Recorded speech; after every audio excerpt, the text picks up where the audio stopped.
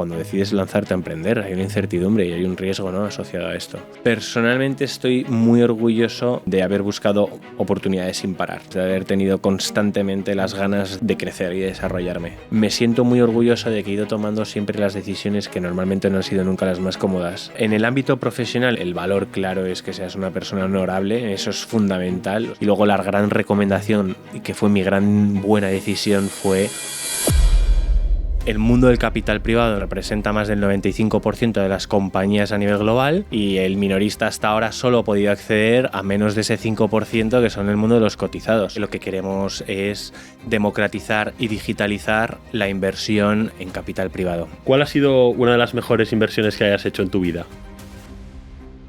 Bienvenidos al primer episodio del podcast de Nova, donde contamos las historias, los errores, las carreras profesionales del mejor talento del mundo. Y hoy tengo el placer de tener conmigo aquí a Ramiro Iglesias, que es cofundador de Crescenta. Yo soy Ramón Rodríguez, uno de los cofundadores de Nova.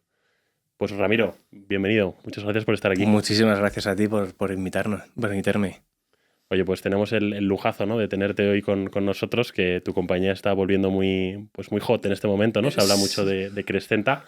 Pero si quieres, antes de empezar, ¿no?, y de contar un poco lo que hacéis en Crescenta y de qué va el negocio, haznos un resumen súper breve de tu trayectoria. ¿Y quién es Ramiro? Bueno, Ramiro, soy fundador y cofundador y CEO de Crescenta. Antes de eso, pues he tenido una trayectoria con diferentes roles, todo muy vinculado al mundo de la inversión. Empecé mi trayectoria en Nueva York, donde viví 10 años. Cerré 10 años de banca y demás haciendo un MBA en Columbia y luego vine a España, donde he hecho diferentes cosas en capital privado. Mundo Search Fund, inversión en Venture Capital, Private Equity, que me ha llevado a fundar Crescenta. Pues vamos, si quieres, un poco a ello, ¿no? O sea, cuéntanos un poco qué es Crescenta, a qué os dedicáis. Crescenta somos una fintech, wealth tech, que es como un nuevo término que también se está cada vez utilizando más, y básicamente somos una gestora digital que lo que queremos es democratizar y digitalizar la inversión en capital privado. Y capital privado es private equity, venture capital, infraestructuras, inmobiliario, todo lo que sea invertir en compañías que no cotizan en bolsa. Que tradicionalmente esta inversión, ¿no?, por aquel que no conozca mucho el mundillo, estaba reservada pues a family offices, grandes patrimonios, quizá inversores institucionales, Sí. que invierten cantidades desde cuál es el ticket mínimo para ser inversor de un fondo de private equity. Depende del fondo y de la calidad del fondo, pero los fondos a los que nosotros damos acceso son fondos con tickets mínimos de decenas de millones. Paradójicamente, el mundo del capital privado, el mundo de los mercados privados, representa más del 95% de las compañías a nivel global y el minorista hasta ahora solo ha podido acceder a menos de ese 5% que son el mundo de los cotizados. Entonces, hay un mundo por explorar con grandísimas oportunidades de inversión al que no ha tenido acceso el inversor común y ahora con Crescenta pues sí va a poder hacerlo. Entonces, digamos que la historia es que yo soy una persona física normal, ¿no?, un inversor retail. Me preocupa, oye, no dejar mi dinero en el banco pudriéndose un poco, ¿no?, por la inflación, y invierto, ¿no? Y en lugar de tener que invertir en bolsa o en los típicos fondos que me ofrece Renta 4 o tu banco, ¿no?, pues puedo invertir en un vehículo que a su vez va a invertir en un fondo que invierte en compañías privadas de gran crecimiento en general, ¿no? Private Equity y Venture Capital. Sí, así es.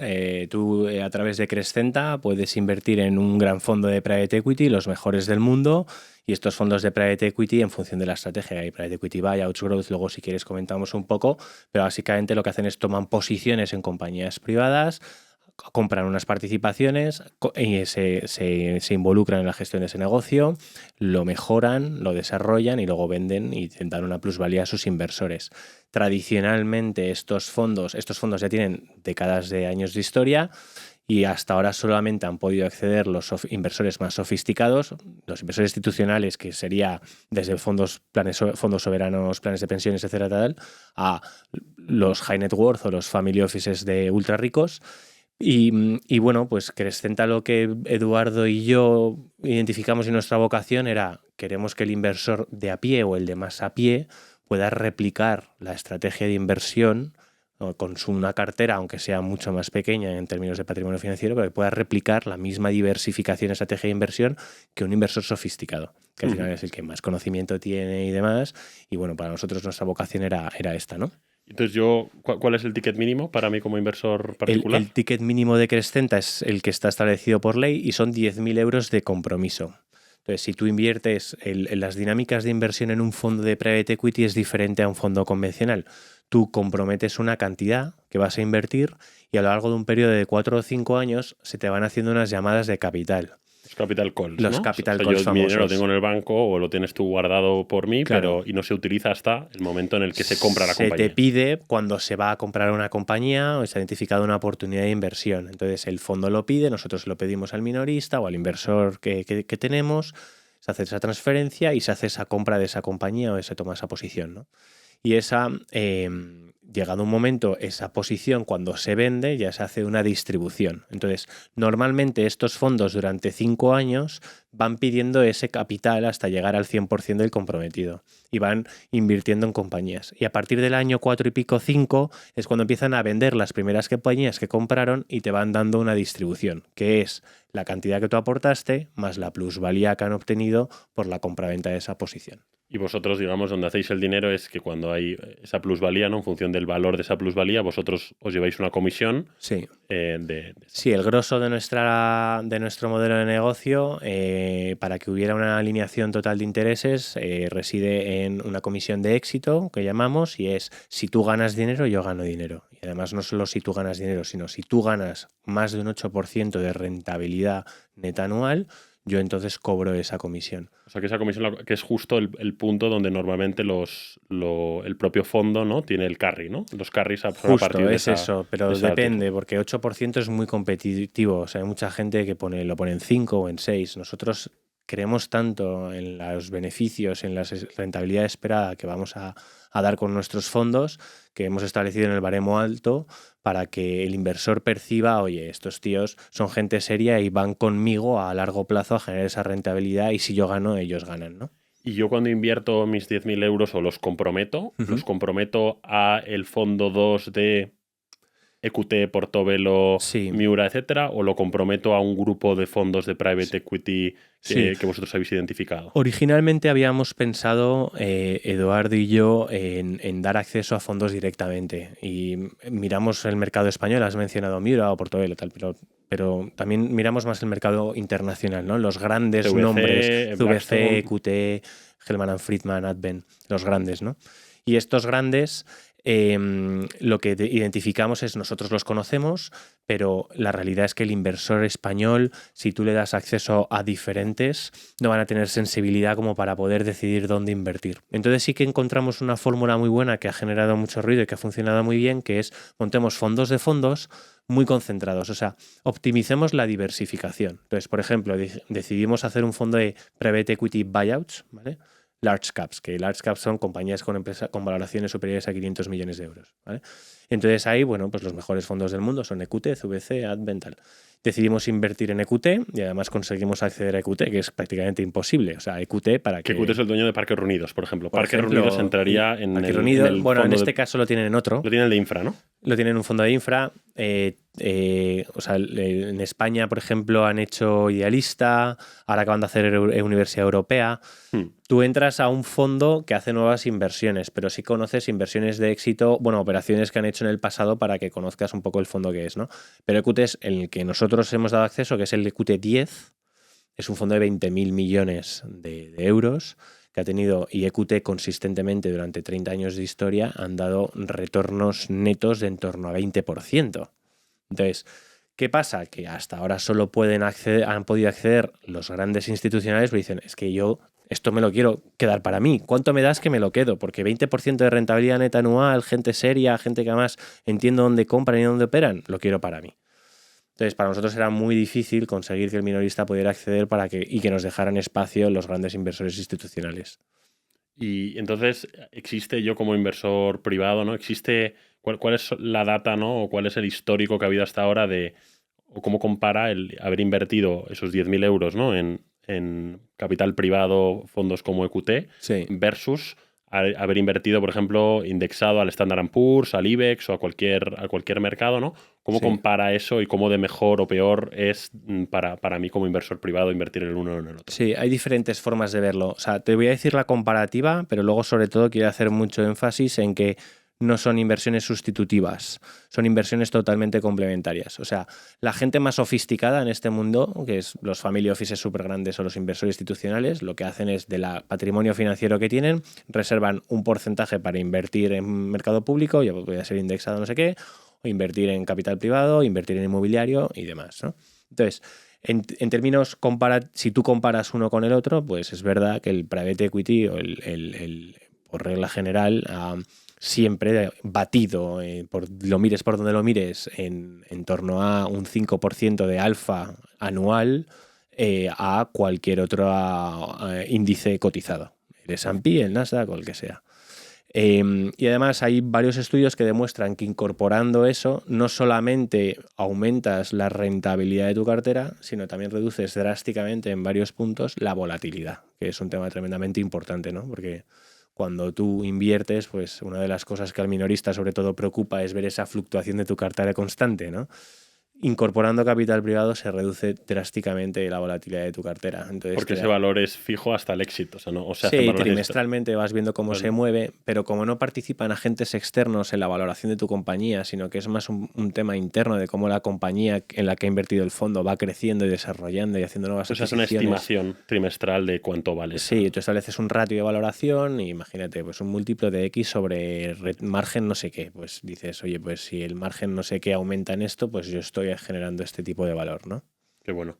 Entonces, entiendo que esa rentabilidad, ese alfa, viene sobre todo dado porque es una inversión menos líquida, ¿no? O sea, digamos que también versus invertir mis 10.000 euros en bolsa, claro, yo esos 10.000 euros no los voy a poder recuperar hasta que el fondo me devuelva, ¿no? Sí, o sea, la iliquidez para poder maximizar la inversión en un fondo de este estilo, tienes que dar tiempo a los gestores del fondo. Hemos hablado de parques reunidos, ¿no? Pues EQT, aunque sea un fondo de infra y tal, que también entra dentro del mundo del mercado privado, pero tú compras EQT compra parques reunidos y parques reunidos, pues para nosotros es el parque de atracciones, fauna y no sé qué, pero parques reunidos es una holding, es una compañía bestial con parques en todo el globo. Cientos de parques. Cientos de parques en todo el globo. Pues cuando EQT compra parques reunidos, lo que empieza es hacer un proceso de build-up, lo que se llama, ¿no? Y es empieza a hacer adquisiciones de otros parques en regiones que me resultan interesantes para hacer un grupo cada vez más grande, generar sinergias entre parques en nivel de proveedores, no sé qué, para hacer un grupo hiper eficiente y maximizar esa inversión. La iliquidez que tiene esto es que tú tienes que dar tiempo a que esa operación se lleve a cabo, ¿no? De crecimiento y tal, y luego se haga esa venta para que tú veas tu rentabilidad. Buenísimo. Oye, pues yo creo que hemos entendido un poco el producto Crescenta, ¿no? Y yo creo que, como dices tú, no es un complemento, ¿no? El inversor sofisticado lo complementa su inversión en bolsa o en real estate. Pues lo interesante es que el inversor particular español ahora también puede diversificar, ¿no? Poniendo una parte de su patrimonio con vosotros, otra parte en la bolsa, otra parte en su casa, ¿no? Y lo bueno es que lo montamos para el inversor minorista y la realidad es que hemos batido récords de captación y demás, y además yo creo que debe de generar mucha calidad minorista, y es que los propios familias que invertían y que sí tenían acceso ahora están invirtiendo con nosotros porque dicen, a ver, vuestro producto de inversión es fantástico, vuestras condiciones de inversión son tremendamente competitivas y además a golpe de clic desde mi casa. O sea, esto tiene todo el sentido del mundo, ¿no? O sea que parte, ¿no? Ahora vamos un poco a los números, sobre parte de los 40 millones que ya tenéis under management, son de los que podrían haber invertido en EQT por su cuenta, pero que les ha sido más cómodo. Muchos de ellos podrían perfectamente hacerlo, pero ni es tan fácil acceder, ni es tan obvia la decisión de dónde invertir, porque hay muchos fondos a nivel global, y luego crear una cartera, pues por ejemplo, nosotros tenemos un fondo que es Private Equity Buyouts, ¿vale? El que estamos hablando ahora, y hemos invertido, que sea público, hemos invertido en EQT, en Cimen, en Alpinvest, ¿vale?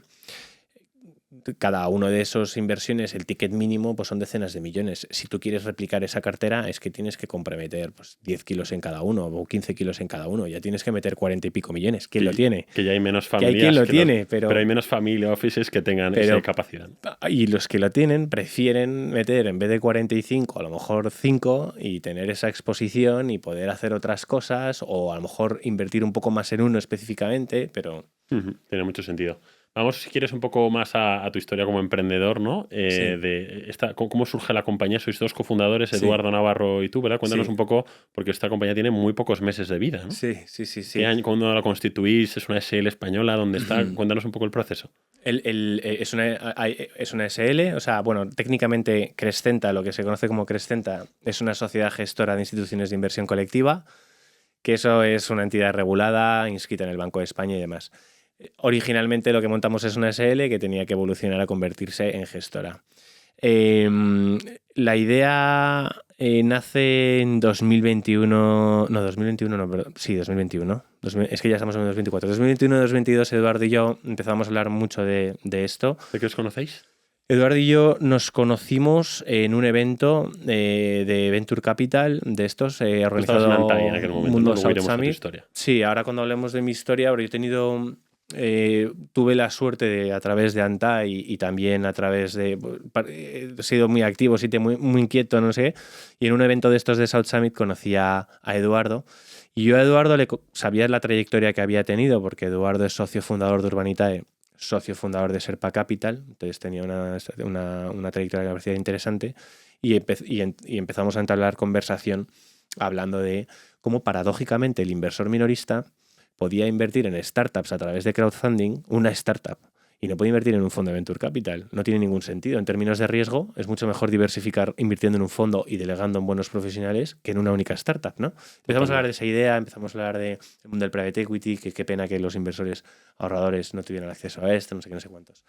Y la verdad es que a raíz de esa conversación, en ese cóctel, en ese evento, empezamos a quedar con mucha frecuencia para entender cuál era el entorno regulatorio, si había compañías que de manera digital habían abastecido una nueva demanda de inversores que tenían apetito por invertir en esto y demás.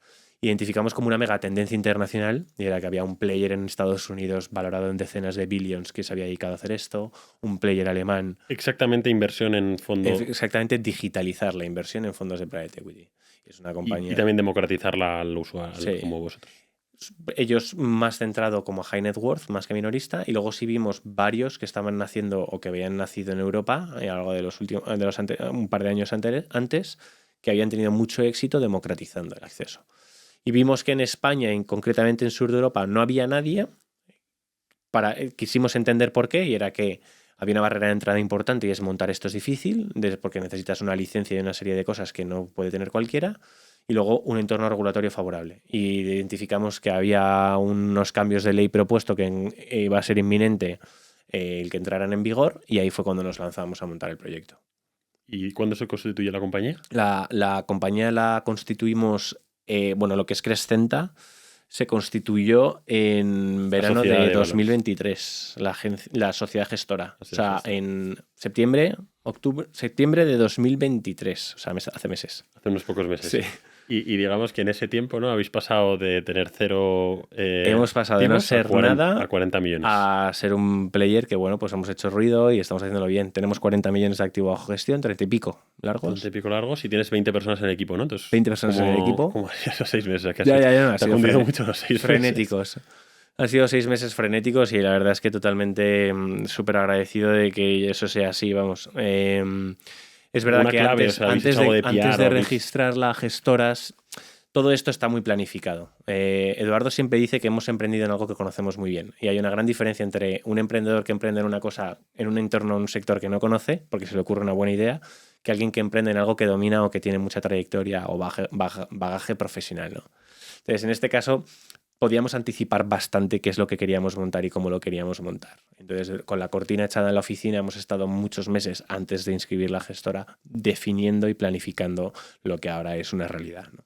Entonces, el producto de inversión, la propuesta de valor, la propuesta a nivel marca, las estrategias que vamos a hacer para hacer PR y captación y demás, estaba todo bastante definido. Entonces, desde estos meses que hemos hablado, ¿no? Desde octubre, septiembre del año pasado, ha sido más una ejecución de un plan de acción que llevamos mucho tiempo pensando. Y además habéis levantado una pre-seed muy gorda, ¿no? De 3,5 millones. Levantamos una pre-seed muy grande, que fue la más grande de la historia de España en fintech y en muchos otros sectores. En el 23.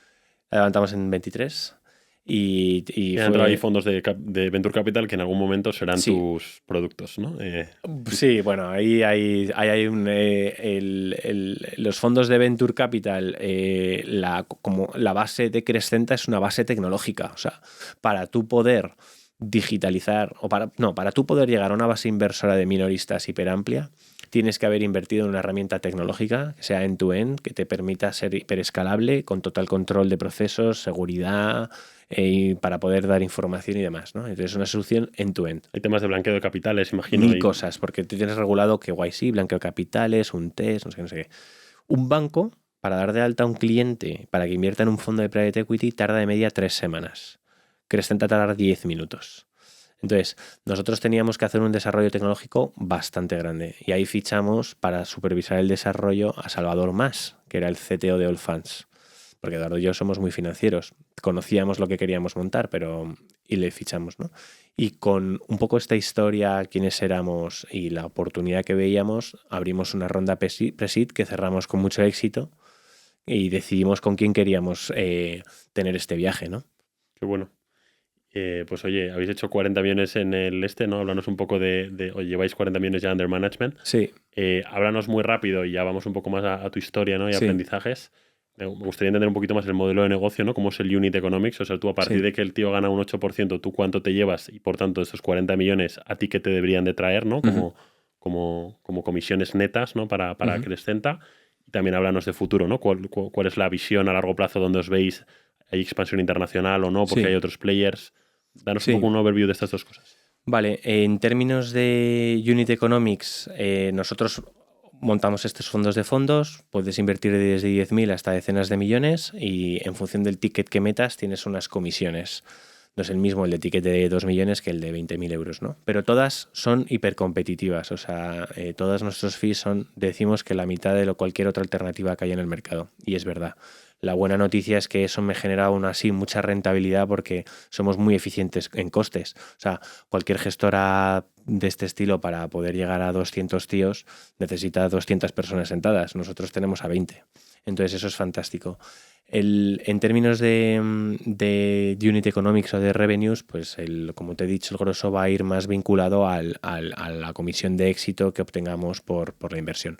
Aún así cobramos como unas comisiones recurrentes bajitas, pero para cubrir los costes operativos. Y si los fondos hacen más o menos lo que vienen haciendo, ¿no? Imagínate que EQT devuelve, no sé, 2 y pico, 3, ¿no? Que es cash on cash, suele ser el rango, ¿no? Sí. Eso, ¿qué TIR le genera a tu cliente B2C? El cliente tendrá una TIR superior a un 15% net anual, más o menos. ¿Y a ti te puede suponer? Y yo, más o menos, de lo que él ha invertido, puedo ganar en torno a un 10%, más o menos. Muy bien. Oye, pues, entonces, todos contentos. No, esto es que es fascinante. Y cuando nosotros a veces, cuando lo contamos, incluso se lo contamos a gente que pensamos que lo conocían muy bien y dicen, no me lo creo. Yo, bueno. Y el institucional que decías quizás está un poco menos contento, ¿no? Porque claro, entiendo que ha llegado un momento donde satura, ¿no? No sé si hay infinitas compañías en las que invertibles que vayan a generar esos retornos. ¿Esto puede, de alguna manera, perjudicar al institucional muy grande? Porque entiendo que ha llegado un momento donde los fondos no podrán crecer más, o sí.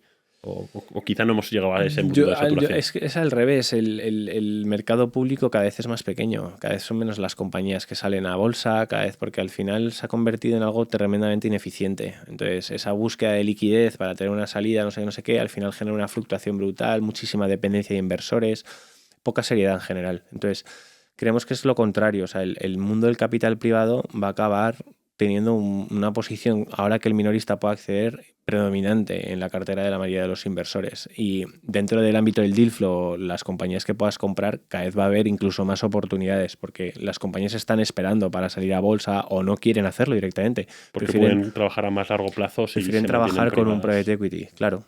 Tienen más control sobre sus operaciones. Entonces eso al final les da más libertad, más garantías de éxito, ¿no? Qué bueno. Y entonces vuestra visión, ¿no? De si todo esto sigue yendo muy bien, ¿cómo está yendo? En 5 o 10 años, Crescenta, ¿dónde está? ¿Qué es? ¿Cómo de grandes sois? Sí, hemos cumplido el objetivo que teníamos para el año en 10 semanas. Entonces, ahí a nosotros nos ha hecho como un clic en el que, manteniendo los pies en la tierra y siguiendo haciendo las cosas muy bien y con mucha cautela y con rigor y cumplimiento normativo, sí que vemos que hay mucho potencial de crecimiento, porque además nuestra tecnología funciona tremendamente bien. Entonces, vamos a internacionalizar la compañía, pero sobre todo vamos a maximizar la oportunidad que tenemos en España de ser no solamente un first mover, sino un market leader. Y eso, ¿tú te imaginas? En términos de AUMs, espero que sean miles de millones. Miles de millones. Bueno, oye, pues estaremos aquí para contarlo. Ojalá te podamos entrevistar dentro de unos años y eso sea, ojalá que sí. Sea verdad. Cuéntanos un poco, yendo ya más ahora a Ramiro, ¿no? Vamos a hacer una segunda parte de la entrevista más centrada en ti y en tu trayectoria. Antes de volver al pasado, cuéntanos cómo es, ¿no? ¿Cómo ha sido tu día de hoy o cómo es una semana? Entiendo que yo, siendo emprendedor, sé que no hay semanas normales y menos, imagino, a la velocidad a la que estáis creciendo vosotros, pero ¿cómo es el día a día del CEO de una compañía en hiperescalado, creciendo a toda velocidad como vosotros? Si quieres, te cuento. Mi día a día tengo la suerte de que ninguno es igual y eso me fascina. Me encanta levantar por la mañana, ver que tengo una agenda y cada día tengo cosas diferentes en las que interactúo con gente hiperinteresante y eso me encanta. Hoy he estado por la mañana con 3 o 4 family offices, luego he estado con un banco, luego con una gestora. Los family offices son clientes, ¿no? Son clientes o potenciales clientes que querían conocer Crescenta y conocerme a mí y no sé qué. Luego hemos estado con una gestora para conocer sus fondos, para ver si es interesante distribuirlo a los minoristas. Luego he estado con un banco para explorar una oportunidad de un acuerdo de distribución. Luego he entrevistado a 3 chavales para el equipo de no sé qué. Y he comido a las 5:10 y he aparecido por aquí. Y ayer habías visto, ¿no?, que tenías hoy podcast con Nova, ¿no? A las 5:30. Sí, esto lo hablábamos, justo, lo hablábamos antes, que incluso mi vestimenta... Nosotros somos como una especie como de gestora, que es una entidad regulada, no sé qué, que tenemos inversores que son gente que está acostumbrada a un tipo de interacción o de relación muy convencional, ¿no? Muy seria, muy tal. Pero luego también somos una compañía fintech totalmente digital, con un entorno, una cultura súper joven y súper dinámico, ¿no? Entonces, tienes dos caras, ¿no? Tengo dos caras. Ramiro startupero y el gestor. Sí, y me encanta, pero a veces no es fácil hacer esa gestión porque interactúas con personas totalmente diferentes, ¿no? En el mismo día. A veces me pasa cuando voy a ver a un despacho de abogados como potencial cliente, ¿no? Claro. No llevo la camiseta que llevo ahora, no más de startupero, ¿no? Claro. O sea que dicho esto, ya sabes que con el tiempo da un poco igual. Ahora ya lo bueno es que estas cosas ya como que se han normalizado, ¿no? En los códigos depende más de lo que le estás contando que cómo vayas y demás. Totalmente. Pues oye, vamos un poco a tu historia. De dónde eres, cuando eras pequeño. ¿Tú querías ser emprendedor, banquero? ¿Cómo arrancas tu carrera en Estados Unidos? O sea, cuéntanos un poco de Ramiro hace 15 o 20 yo soy años. de Madrid, mi familia es canaria, es de La Palma, y me he criado entre Madrid y la isla, entonces siempre he tenido una pasión por el mar y por el deporte y la aventura brutal. ¿Ningún acento? Cero. No, yo me he criado en Madrid, pero con mucha interacción. Mi madre conserva acento, pero vamos, sí, muy arraigado a su cultura. Cole Madrid, universidad dando tumbos entre Nueva York, París y Madrid. ¿Qué universidad era? Decidí estudiar Villanueva, Empresariales y Derecho, EBS, porque mi padre tenía la obsesión de que tenía que hacer una carrera lo antes posible y con la experiencia internacional más rápida posible, ¿no? Bueno, que no es una mala su visión era, tienes que salir a trabajar lo antes posible y tienes que tener 3 idiomas y experiencia internacional. Esto de estar en España, no sé qué. Entonces, de hecho, dejé Derecho para acabar a toda leche y irme a Nueva York. Y entonces en Nueva York hice unas prácticas en BVA y tuve la suerte de que me hicieron una oferta de trabajo full time. Las prácticas eran en banca de inversión, un verano. Tú, el mundo banca de inversión, o sea, tú estabas bien asesorado de casa, tu familia conocía un poco el mundo empresarial, ¿no? Porque... O sea, sí, mi padre se dedicaba al mundo de la televisión. Vale. Y mi padre tenía una productora de dibujos animados y vendió la productora y entonces empezó a invertir en bolsa y cosas así. Y se jubiló relativamente joven. Y a mí me pilló cuando yo era pequeño, estaba en la S, cosas así. Y mi padre tenía bastante tiempo, ya estaba jubilado, había hecho su exit. Y entonces le acompañaba a sesiones con banqueros, sesiones con gestoras y tal, para ver dónde metía su dinero.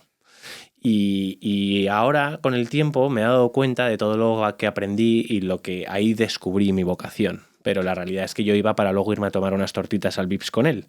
Pero sí que he descubierto con el tiempo que atender en esas sesiones y conocer a gente súper interesante que proponía cosas y juntas de partícipes y no sé qué, que sonaba todo muy aburrido, sí me dio unas tablas como para descubrir y familiarizarme con términos y con cosas que no era normal con la edad que yo tenía, con 14, 15 años.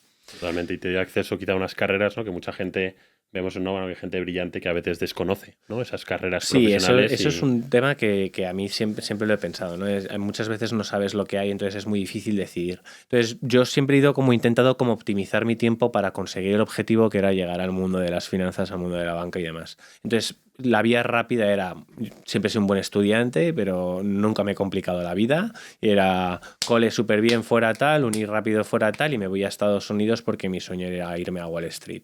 Y justo tuve esa oportunidad de trabajar en BVA en banca de inversión. ¿Banca de inversión en el área de más de trading, sales and trading o más en el área de money? Empecé en banca de inversión pura, pero al poco tiempo de estar ahí movieron el equipo más de money, no sé qué, a Houston. Y entonces yo me quería quedar en Nueva York y además me propusieron quedarme en Nueva York y un plan de carrera en BVA en la oficina de Nueva York, más en el ámbito de mercados globales. Entonces entré en la sala de tesorería. En la sala de tesorería trabajé como tesorero para hacer la gestión de un libro de FX y bueno, tipos de interés y no sé qué. Y luego di el salto a ser estructurador de derivados y demás. Entonces hubo un momento en el que el tío, o sea, yo que había estudiado ADE, no sé qué, acabé rodeado de asiáticos matemáticos y físicos haciendo estructuración de derivados y cosas así. Quants, ¿no? Que te Que preparaban fue productos. brutal. Pero tú no estabas vendiendo, tú estructurabas. No, yo era trader. Y primero gestionábamos un libro de 10.000 millones diario y luego un libro de 1.500 millones con estructurados. O sea, algo hiper sofisticado que tuve la suerte de hacerlo muy bien, pero descubrí que, joder, como que esta ya era mi tope. Y de hecho la gente me decía, macho, estás en una mesa de trading en Nueva York, no sé qué, estás 6 años, fenomenal aquí. 7 años, sí, 7 años ahí. Hablemos un momento de, yo creo que un tema que es interesante, ¿no? Para aquellos que, oye, también descubran, ¿no? El mundo de la inversión y que hay carreras muy chulas por ahí, porque la gente compare, ¿no? Con salarios de España. ¿Cuánto cobra más o menos un junior, ¿no? Que se incorpora a un banco de inversión en el área de trading en Nueva York? Sí. Más o menos, ¿cuál es el... Ahora debe ser más. ¿Tu poco cuánto era? Cuando yo empecé, un analista 1, y además está bastante estandarizado, gana 100 y pico mil dólares largos. Entre fijo y variable te puedes meter superior a 150.000 al año. Y cuando eso crece, ¿no? Que estuviste ahí 6 años hasta que estás liderando una mesa de trading. Sí. Estamos hablando ya de $500,000. Cosas así, sí, y más. Y bastante más, sí. Y BBVA tenía una cultura arraigada muy a España y tampoco era un sitio... No era el sitio que mejor pagaba, probablemente. No, era un sitio muy bueno para hacer mucha carrera. Además, BBVA tenía muy buen posicionamiento, sobre todo cubriendo corporates de Latinoamérica y cosas así. Era un sitio fantástico para trabajar, pero luego hay otros sitios en los que si empiezas en un hedge fund o empiezas en no sé qué, puedes ser muy joven y ganar muchísimo dinero. Pero es un tema cultural a Estados Unidos y es que tiene una cosa buena. Estados Unidos tiene malas y buenas, pero una cosa muy buena es que la cultura de trabajo es muy meritocrática y es... Tú generas, tú recibes, básicamente. Entonces hay poco bullshit de temas jerárquicos y culturales y no sé qué, y es más eso, ¿no? Entonces puedes tangibilizar mucho lo que estás generando y puedes tener una vida muy buena siendo muy joven, pero tampoco es para siempre, porque es muy cansada. Claro, esto requiere mucho curro, ¿no? Requiere muchísimo curro. Entonces llega un momento donde ya llegas a tu tope y es cuando nos conocemos, ¿no? Que te vas a hacer el MBA a Columbia, ¿no? Que sí, así es. Decido hacer MBA en Columbia. Bueno, decido hacer MBA y era Columbia o Harvard porque en mi casa todo era como muy... O sea, en ese momento mi padre estaba vivo, mi padre luego falleció, pero todo con él era como muy binario, ¿no? Carrera rápida, curro antes. MBA, Columbia, Harvard. Entonces, vale, fenomenal. Tú esas cosas siempre las validabas con él, ¿no? Sí, era como tu advisor, sí, ¿no? oye, he pensado hacer esto.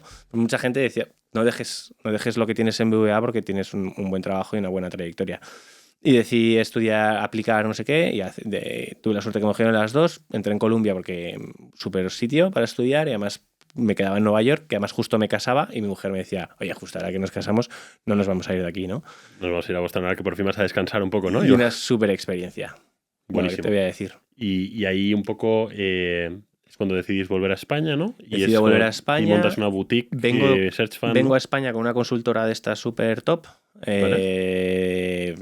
Porque era la forma de volver a casa con un buen curro garantizado, no sé qué, de estas típicas que te fichan en los Columbias.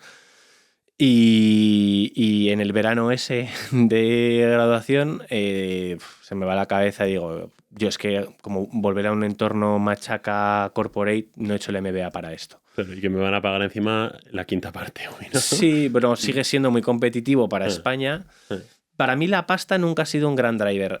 Y la realidad es que siempre he tenido la suerte de tener una buena remuneración, porque desde el principio mi carrera ha sido en sitios buenos con roles de responsabilidad. Pero no ha sido un gran driver. De hecho, montar Crescenta sí que ahí es donde me metí la leche de salarial, prácticamente renunciando a todo, ¿no? Pero bueno, con el tiempo, de hecho, ahora ya empiezo a ver, ¿no? Menos salario fijo, pero mucho más upside también, Mucho ¿no? más upside, y es otro tipo de cosas, siempre y cuando pueda cubrir los costes de mi casa, que son bastantes, porque mi situación personal es... Ahora iremos a Sí. eso, ¿no? Entonces tú te vuelves, decides que no al MBB este que fuera, ¿no?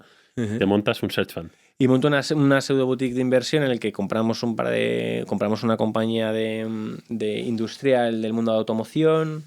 Invertimos en esta compañía y nos metemos a tope en la compañía para escalarla, crecerla y empezar a hacer salidas y no sé qué. Luego hacemos lo mismo con una compañía de marketing digital en el que invertimos, nos metemos en consejo y demás, y es un SaaS, o sea, esta es más tecnológica, la otra es muy industrial. Y también empezamos a invertir posiciones minoritarias en scale-ups internacionales y demás. Y es una aventura súper chula que transcurre a lo largo de 2 años de mi vida, en la que empiezo a descubrir con profundidad el mundo del capital privado, empezar a trabajar por y para mí y a hacer ruido también en España, ¿no? Porque ahí yo vine a España y nadie sabía quién era Ramiro Iglesias, porque yo mi inversión y toda mi trayectoria ha sido en Nueva York. Y eso me permitió empezar a relacionarme con gente interesante o hacer operaciones interesantes con gente a la que yo respetaba y admiraba y demás. Y la verdad es que muy bien. Justo más o menos ahí yo creo donde te cogemos para la Nova 111, ¿no? Sí. Y saltas a Antai, ¿no? Y ahí salto a Antai, conozco a Miguel Vicente, súper tipazo. Miguel Vicente y Gerard Oliver son los fundadores. Miguel fundó Let's Bonus, son fundadores de Wallapop. Hicieron luego como late co-founders de Globo y demás, ¿no? Y entro en Antai para liderar una rama de inversión en la que había diferentes cosas, y luego también entro en el consejo de muchas compañías digitales para hacer diferentes cosas. Algunas del ecosistema Antai, otras no. Esa rama nueva es esa de Media for Equity, ¿no? Que en Ahí lugar hacemos... de poner tickets de cash, ¿no? Una compañía que necesita publicidad, pues a Sí. 3 Media o Telecinco o quien sea, le da espacios publicitarios a cambio de equity. Justo. Ahí desarrollamos esa rama de inversión. Luego entré en un fondo que ya tenía Antai, en el que empezamos a hacer como una reestructuración de un fondo y hacer ventas en secundarios y limpiar la casa. Montamos otro fondo también con influencers y no sé qué. Y entonces eso empezó a hacer bastante ruido, y ahí es cuando empiezan a llamarme del South Summit para dar charlas, del Mobile World Congress para dar charlas. Me invitan a comer y no sé qué, y empiezo a conocer a todos las estrellas de este mundillo que están muchas veces en los medios y demás, pero al final es que es un círculo... Son poca gente, ¿no? En muy España pequeñito, ¿no? Pequeñito. Y bueno, tuve la inmensa suerte de a raíz de esa experiencia, pero vamos, si lo ves, ha sido una trayectoria muy tal. Qué bueno. Y luego en el ámbito personal, pues es Pero que... vamos a esta parte, que es la tercera, ¿no? Oye, conocerte, tú tienes familia, ¿no? Tengo familia, sí, yo estoy casado con mi mujer Bego, llevo 17 años, o sea, la conocí en el cole y bueno. estamos fenomenal. Qué chulo, o sea, y sí, 17 años desde que erais toda la novios, vida ¿no? juntos, sí. Y casado llevo 8, casado me casé antes de empezar el MBA y ahora voy camino de mi 4º hijo. Entonces mi vida es muy loca. Y luego hago... soy muy inquieto, ¿no? Entonces hago Ironmans, hago carreras de no sé qué, buceo por todo el planeta y hago cosas así porque siempre he sido un tío como con muchas ganas de aprovechar el momento y no parar de desarrollarme. Brutal, me parece, es heavy tu historia con tu mujer, porque yo también llevo muchísimos años con mi mujer, soy un poco más joven que tú, creo, entonces llevamos 2 casados, pero llevábamos antes, eran 12 de novios. O sea que es una historia muy parecida, qué chulo. ¿Y cómo haces? Porque claro, yo tengo un hijo ahora y yo veo la dificultad, ¿no? Compañía, hijo, tal, me es complicado. ¿Tú cómo haces para tener 4, ¿no? Sí. Encima hacer Iron, pero yo el Ironman ahí ya no he llegado. Y no creo que llegue, además. Bueno, el Ironman lo hice antes de empezar el MBA. Y bueno, luego, vale, todavía sí que hago deporte todos los días y no sé qué, porque me ayuda a oxigenarme, pero... ¿Por la mañana temprano o por la tarde? Cuando puedo, nado todos los días. Nadas, qué bueno. Sí. Pues lo de los niños es como trabajo en equipo, o sea, mi mujer es profesora en un colegio y de matemáticas y dibujo. Antes era arquitecto, pero como que renunció como a la vida de arquitecto para tener un trabajo que pudiera conciliar. Y luego, pues, macho, organización loca, ¿no? De intentar llegar a todo el tiempo y estar en todo siempre, pero sin dejar de hacer las cosas bien en ningún lado. O sea, es que el reto es conocer bien a tus hijos, estar encima de ellos, no sé qué, que tu mujer se sienta súper querida y además profesionalmente estar al pie del cañón. Y eso requiere, entiendo, decir que no, ¿no? O sea, yo por lo menos últimamente aprendo más a decir que no que antes de que decía que sí a todo. Sí. No sé si va por ahí parte del truco, ¿no? Sí, totalmente. Y a no a muchas cosas que te apetecen mogollón, pero tienes que empezar a sacrificar cosas, claro, y a priorizar. Y sobre todo, yo en el ámbito profesional sí que priorizo que todas las cosas que yo he dicho que voy a hacer las salgan, ¿no? Pero en el ámbito personal pues tienes que sacrificar a cosas que a ti te apetecen, pero que a lo mejor no es el momento. Entonces yo he pasado de vivir solo en Nueva York, porque era una relación a distancia muchos años, hacer básicamente lo que yo quería, a ahora tener chavales de los que me responsabiliza mi mujer y bueno, pues muchas veces tienes que hacer otra cosa y tienes que... Empezando por deporte mucho más, ¿no? Pero a veces no se puede, claro. Claro. Y Nova siempre pensamos que los valores definen mucho a la gente, ¿no? Sí. Si tú tuvieras que definir qué valores son más importantes para ti, ¿no? ¿Qué cosas últimas quieres conseguir con tu vida o te representan? ¿Cuáles serían? Bueno, yo creo que en el ámbito profesional, en mi trabajo, como yo siempre me he dedicado a gestionar el dinero de gente, creo que es el valor claro es que seas una persona honorable. Eso es fundamental. O sea, no puedes tener ningún tipo de mentalidad torcida porque es muy fácil hacer, ¿no? Ser íntegro y ser una persona honorable y que además tengas palabra y hagas las cosas y trabajes y tal. Y luego en el ámbito personal, yo creo que es imposible, es importante compartir las cosas que tienes, ¿no? Como ser una... Yo siempre digo que a mí intentar ser disfrutón también, ¿no? Como intentar como maximizar, disfrutar del momento que estás viviendo en ese momento y como saborear las cosas y no sé qué. Entonces eso es un tema importante. Yo los valores que he recibido en mi educación los tengo muy arraigados y con el tiempo más las amistades que he ido generando y las nuevas que voy generando veo mucha similitud entre mis valores y la gente con la que yo me relaciono. Entonces, bueno, eso es importante. Si tuvieras que elegir algo de lo que estás más orgulloso, ¿no? O sea, porque al final cualquiera ve desde fuera tu carrera y dice, joder, este tío con 21 años se va a Nueva York, banquero de inversión top con 25, MBA, ahora encima emprendedor de éxito, ¿no? Sí. Tú, digamos, ¿qué es de lo que a ti realmente te llena, ¿no? ¿Qué es de lo que tú estás personalmente más orgulloso de toda esta trayectoria? Personalmente estoy muy orgulloso de haber buscado oportunidades sin parar, ¿sabes? De haber tenido constantemente las ganas de crecer y de desarrollarme. Porque ha habido momentos en los que la vuelta a España fue complicada, en Nueva York ha habido momentos de trabajo en los que no tenía o sea, nunca he tenido tan claro.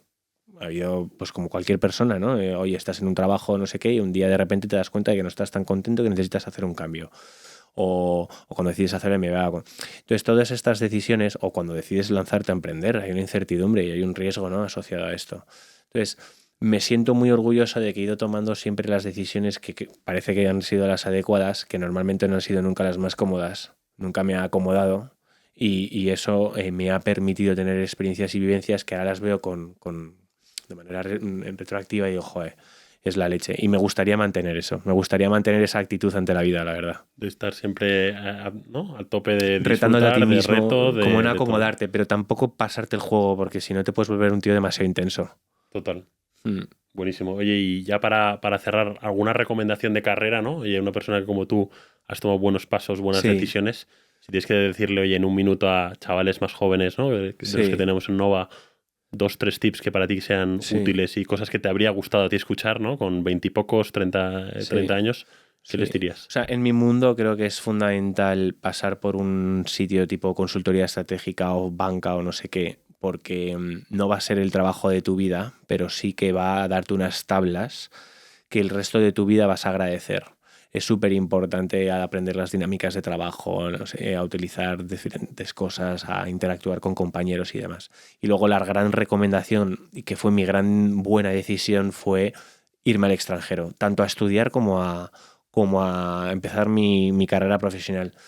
Porque te abre un mundo te ves el mundo de otra forma. y interactúas con gente de todo tipo, y entonces te saca totalmente de todos los moldes que tienes conceptualizados hasta ese momento. Y eso yo creo que te abre la mente de una forma que si lo haces joven, a lo largo de tu vida vas a empezar vas a ser más creativo, se te van a ocurrir más cosas, vas a ver las cosas de otra forma. Totalmente, y eso lo valoramos siempre en los procesos de selección de gente a nueva, Sí. en la experiencia internacional, puntúa, Sí, pero porque te sí. da adaptabilidad, apertura de miras. Totalmente. Y acojona.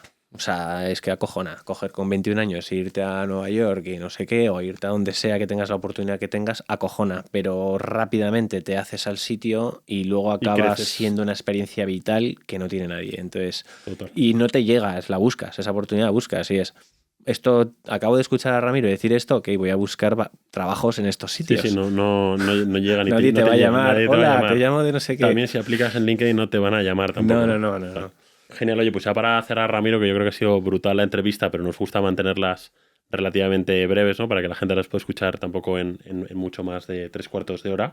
Tenemos una serie de 10 preguntas muy rápidas que creemos que son divertidas, ¿no? Y que Muy a la bien. gente la definen muy bien. Entonces, nada, tenemos eso, pues 20 segundos por pregunta para Vale. responder y te las voy lanzando muy rápido, ¿no? Entonces vamos a por ellas. Muy bien. Venga, primera pregunta. ¿Qué libro de desarrollo profesional, negocio, psicología recomendarías o qué es el que más has regalado en tu vida? Sin duda alguna, Principios de Ray Dalio. Súper libraco, estructurado con 3 fases, ¿no? Los principios en su vida diaria, en gestión de equipos y en la cultura de su empresa, y me encanta y me inspira. ¿Qué compra de 100 euros o menos ha tenido un impacto más positivo en tu vida en los últimos meses? Pues compré, vale un poco más, pero lo compré en rebajas, me costó en torno a 100 euros y compré una, con nombre, con todo, o sea, compré una cosa que se llama Leatherman Multitool, que es una navaja enana que tiene de todo. Y la realidad es que yo me paso todo el tiempo subiendo y bajando sillines de los niños de no sé qué, abriendo la tapa de las pilas de no sé qué, córtame no sé qué, no sé cuántos. Y parezco un tío de tal, pero llevo la navaja mucho encima todo el tiempo y la verdad es que he descubierto un mundo en el que tengo todo lo que necesito ahí. Si pudieras tener una publicidad gigante en algún sitio mediático con cualquier contenido, ¿qué diría y por qué, ¿no? ¿Qué mensaje así tendrías? 100% sería de Crescenta y el mejor sitio de Madrid es colgado entre las Torres Kio ¿Y y qué pondría pondría? Crescenta, la inversión relevante para tu futuro, que es el eslogan que estamos utilizando y me encantaría tener ese espacio. ¿Cuál ha sido una de las mejores inversiones que hayas hecho en tu vida? Puede ser dinero, tiempo, energía. O sea, al margen de mi mujer, que la verdad es que toda la vida ha sido la bomba, la decisión de irme a vivir a Nueva York es la mejor inversión que hice y me costó, porque tenía un buen curro en España, en ese momento que acabas uni no sé qué, pero fue la mejor decisión que tomé. ¿Puedes compartir algún hábito inusual o alguna cosa absurda que te guste hacer en tu día a día? Todos los días absurdo, todos los días nado y luego a todo el mundo le sorprende lo muchísimo que me gusta la ópera. Entonces todos los días escucho bastante ópera. Y si un día me ves en el coche con una cara de tristeza de la leche es porque estoy escuchando ópera y a veces me emociona mucho. Me gusta muchísimo. En los últimos 5 años, ¿qué nueva creencia, comportamiento o hábito ha mejorado más tu vida? ¿Qué nueva creencia, comportamiento, hábito? Yo creo que sacrificar mis intereses personales. Creo que eso ha hecho que mi vida mejore en ámbito de hábito. Y en ámbito de experiencia, parece de coña que lo diga, pero el hecho de estar haciendo menos deporte, de repente me siento muchísimo más enérgico, mucho más, porque me pasaba, yo creo. Ujú. ¿Qué malas recomendaciones escuchas habitualmente en tu sector, en tu profesión o en el ámbito de las finanzas personales? Pues yo creo que hay mucha mala práctica en general. La primera mala que hace la gente es que cuando identifica que un inversor tiene un patrimonio financiero de X, intenta maximizar esa oportunidad y coger todo lo que tiene. Yo creo que la inversión siempre tiene que ser gradual, pausada, descubriendo, con conocimiento, sabiendo lo que estás haciendo. Entonces, ni el inversor se tiene que volver loco, ni el gestor, como puedo ser yo, tiene que intentar siempre maximizar eso. Creo que es egoísta hacerlo así. Y luego la otra, que es un gran problema, es hay que ver... Yo he sido gestor de fondos. Y ahora lo que hago es monto carcasas para que accedas a otros gestores. Y es porque tengo muy claro que no soy el mejor del mundo. Pues hay mucha gente que comete el error de identificar una oportunidad así y querer distribuir lo suyo. Pues tienes que ver las cosas con perspectiva, ¿no? Esto hemos comentado brevemente, pero en los últimos 5 años, ¿a qué has aprendido a decir que no? Buah, mogollón de cosas que además me encantaría decir que sí. O sea, empezando por la semana pasada, que fue un puente largo de estos, teníamos 2 viajes de colegas que nos invitaban, me habría encantado ir, y uno de familia no sé qué tal, pero decidimos quedarnos en Madrid, descansar y hacer picnics y pasear, y la verdad es que llevaba tiempo sin dormir y tal. Y el lunes volví a la ofi como una moto, lo cual... ¿Cómo te gustaría ser recordado? Me gustaría ser recordado como alguien generoso. Generoso no solamente con temas materiales, sino con mi tiempo, con mi cariño, con mi amistad. O sea, alguien que realmente, que es algo que realmente quiero contribuir a que la gente crezca. Entonces, quiero que se perciba así. Y ya la última, que esta es muy importante. ¿A qué persona que conozcas y que admires crees que deberíamos invitar al podcast? Pues admiro muchísimo a Eduardo, a mi socio, la verdad soy muy afortunado de haber montado con él la compañía, además es un tío senior y aporta mogollón. Y casi le voy a dar la vuelta a la pregunta, y es, tengo la suerte, la inmensa suerte de que en los últimos años he entablado relación con muchísima gente súper interesante. Los fundadores de las compañías de más éxito en España o los gestores de los fondos de más éxito de España. Y esa oportunidad que he tenido, pues es casi, dime a quién quieres llegar y me encanta, y hago todo lo posible por Pues invitarlo. te tomo la palabra y te lo agradezco un montón. Pues oye, Ramiro, ha sido un lujazo. La verdad es que he disfrutado un montón la sesión, espero que tú también. Ha sido un placer. Y nada, pues gracias a todos y hasta la semana que viene. Muchísimas gracias.